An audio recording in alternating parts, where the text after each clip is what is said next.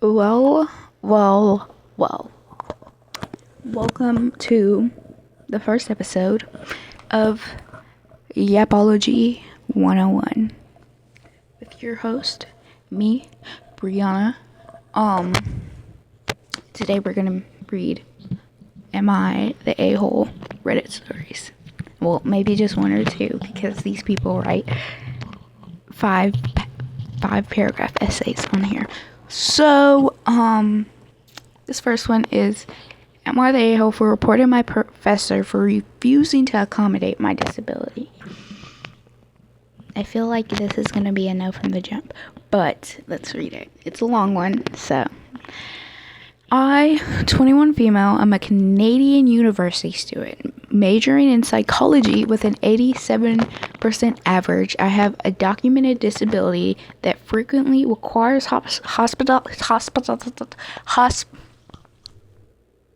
hospitalization, which is why I need certain accommodations like being allowed to submit assignments online and recording lectures if I'm too ill to attend.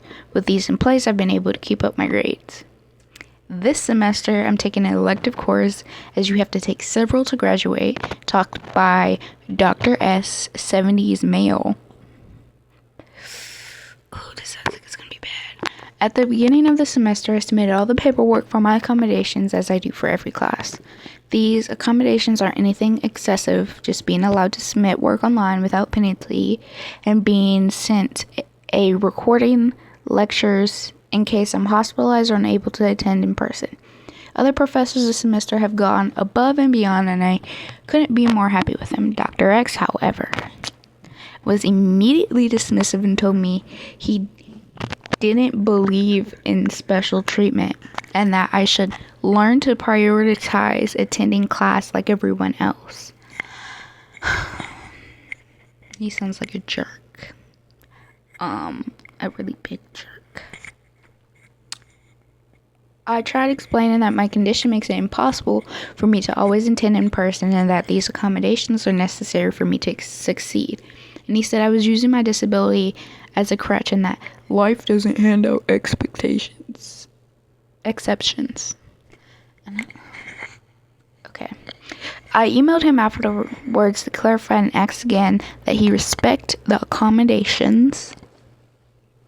He responded that I should be grateful he hadn't already penalized me for missing one of his lectures and that in the real world there are no special privileges. I want to sock this guy. Like, be so for real. This honesty honestly broke me because I've worked so hard to keep my grades up despite my condition, which is a slay. Very proud of you. Love. Things escalated during a major assignment. I had submitted it online as per my accommodation because I was hospitalized at the time. Dr. X deducted 20% from my grade, moving an 80 I earned to a 60, saying it was late because I didn't submit it in person. I tried to talk to him about it, but he refused to budge and said I should have found a way to submit it in person. I reminded him that my accommodations allow for online submissions, and he just brushed it off, saying I should have figured out another way. Be so for real. Like, be so absolutely for real right now. At that point, I reported him to the university's disability office. They were really supportive and told me he was absolutely in the wrong, which he was. And a few days later, yesterday, Dr. X pulled me aside after a lecture, which I attended in person, and said I had made him look bad. He was already bad. Ain't nobody making you look bad. You are bad. By going to administration, he called me entitled and said I should suck it up and deal with life's unfairnesses. How about you suck it up and deal with being reported? Ever thought about that? No? Okay. Now, some classmates have heard about it, and a few said I overreacted by reporting him. I should have just accepted the situation since it's the only one class and only one professor. They keep saying I just need a 50 to pass the class, but I don't think I should have to accept discrimination just because this class is an elective and because I'm still passing. My accommodations are legally required, and I've worked hard to make my grades in spite of my health issues. No, you're not the a-hole. Your stupid professor is. No. That guy deserves to be fired. He deserves to be fired. Okay, next story. This one is, am I the a-hole for refusing to visit my parents over Christmas because they don't allow gay visitors? Okay. I come from a winter holiday area. Lots of people travel over there over Christmas to ski, etc. In my parents' house, there are 3 private guest rooms, so they are not rented out to strangers as Airbnb or something like that, but they are for friends and family. We had relatives visit in the winter all my life, sometimes former neighbors, work colleagues, or old school friends of my parents. Later, when older siblings went to college, their college friends too. Not over Christmas itself, but from around December 26th until sometime in early January. The visitors pay nothing for the accommodations, only contribution to the purchase of groceries, etc. This year, it was my turn. We decided last Christmas that I am now also in college, could invite visitors this year. My group of friends was absolutely thrilled. A practically free vacation. Who would say no to that? I would never say no to that. Ever. I would never say no to that. I'd be like, yes, let's go. Who is invited and will visit us has been known since March/April. All my friends have already planned their travel, booked and paid for train tickets, etc.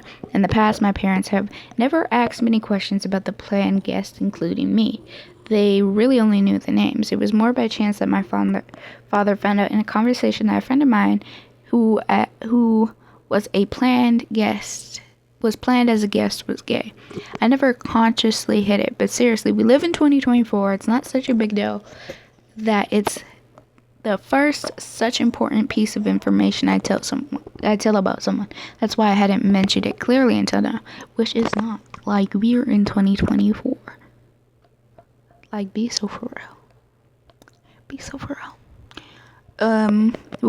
When my father found out, he freaked out. He told me clearly that he wouldn't receive a gay guest. Apparently, he was worried about my younger brother's safety.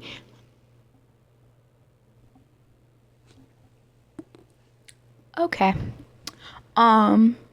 He demanded that I cancel on this friend of mine. He even considered not allowing any more college friends and spontaneously inviting relatives. So tried to change his mind, told him that my friend is absolutely decent and certainly not dangerous just because he likes men.